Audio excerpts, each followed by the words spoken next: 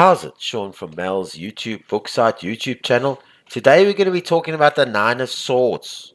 Alright, there's the card over there.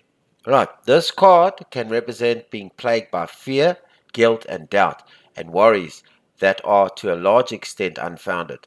Chances are the person in question is dealing with a problematic situation or difficult decision, but his or her worst fear is unlikely to materialize. The mental anguish makes this painful situation almost unbearable and is mostly all in her mind if only she can realize it. Alright, the Nine of Swords. The Nine of Swords suggests that dark thoughts and disturbing feelings are weighing you down and keeping you up at night. You are engrossed in a situation you consider to have a detrimental effect on your life. It may attribute to you or an external source, and your mental anguish makes a painful situation almost unbearable. Physical activity may help to relieve some of the pain and worry you are bearing that may never even come to fruition. Alright, so keywords: depression, suffering, anxiety, guilt, worry, sorrow, lamentation, and loss. Now, these are the Celtic cross positions, key position 1 and flag position 2. Now, we have done a video. It's a Celtic cross video. It's like a reference guide. If you look on the top right-hand corner of this video, suggested videos, you'll see the Celtic cross. That's a reference guide. That explains, shows you how all the cards are laid out. It explains the positions, how they're interrelated. So I suggest you go watch that video before you carry on here. Alright, so key position number 1. Situation. A certain action or plan or an idea has been blocked by circumstances in a situation you're going through. B, being self-critical could be part of the problem.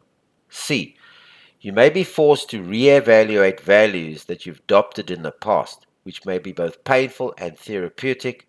Old methods no longer work. Flag position number 2, challenge. A, release negative thoughts from the past or guilt from past actions that you're carrying around. B, pay attention to the positive rather than the negative faults you think you have. C, transform your pain by identifying the cause, re-evaluate it, then release it. D, stop brooding and blaming others. Get on with the work of trying to understand how it came about and take some action to remedy the situation. Number 1, despair, guilt, and suffering. A, being self-critical can be the problem. B, a fear rising up from the subconscious that is all in your mind. 2, question. A, what is the source of your depression? B, what can you do to improve the situation? Alright, so this is the Nine of Swords in the upright position and the Nine of Swords in the reverse position. In other words, upside down. Okay, so the Nine of Swords suggests that dark thoughts and disturbing feelings are weighing you down and keeping you up at night. You are worrying excessively about a situation, and your negative thoughts are getting the better of you, leaving you stressed and anxious. As you obsess over what's not working, the more anxious you become and the more you will worry. It becomes a negative cycle where one awful thought leads to another until they overwhelm you. Just as the Nine of Swords are stacked upon each other on the wall, so too are your negative thoughts. Be careful when you are repeating negative thoughts in your mind. You run the risk of manifesting them in your life.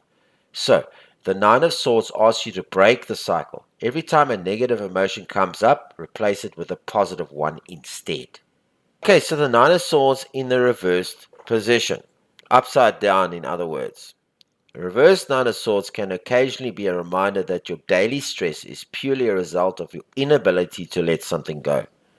There are many situations in your life that you have control over, but the one you are endlessly agonizing about is not one of them.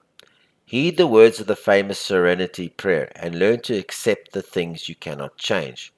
For those watching loved ones who stubbornly continue down a road of problems, this card is your wake-up call.